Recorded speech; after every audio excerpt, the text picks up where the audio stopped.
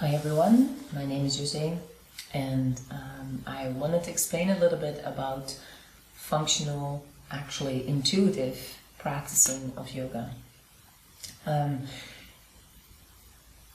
In all the years that I am practicing, and I've learned from Paul Grilley about skeletal variation, and the moment that I've learned about that, I realized everyone is different.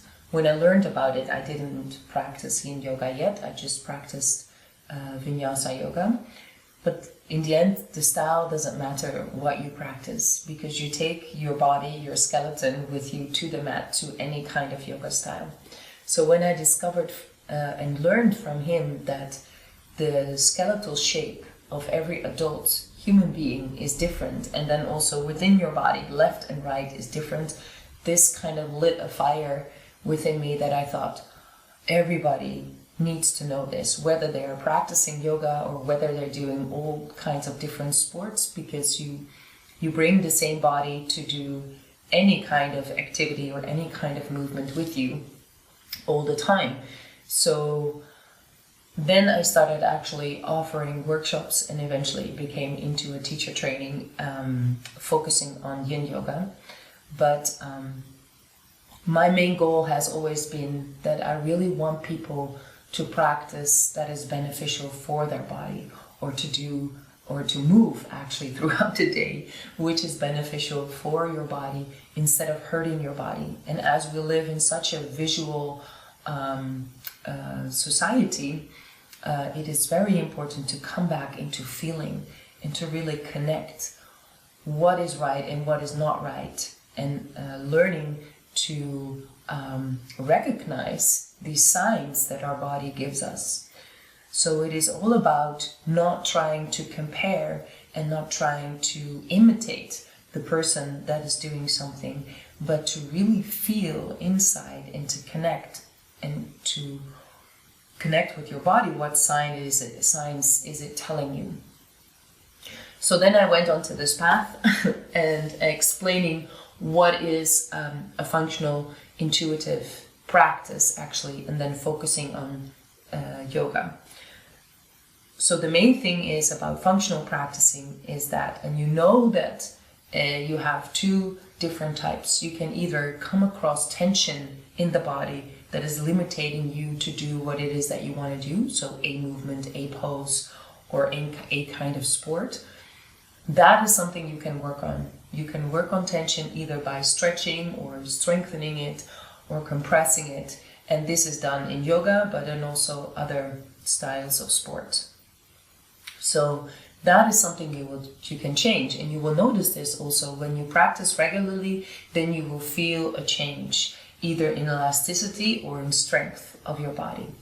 But then there is something, and especially in yoga poses this comes up, you've been trying to do a pose for a long period of time, but it's just not working, it's not changing.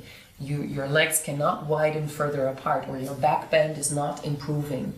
And then it's something that you go deeper inside, and that is actually due to your skeleton, to the shape of your skeleton that doesn't allow you to make that movement. That doesn't mean that you have to stop doing that movement. You can go around the point of compression, because actually that is what is happening. There is some form of compression, either bone to bone or bone to tissue, that is not allowing you to make that movement.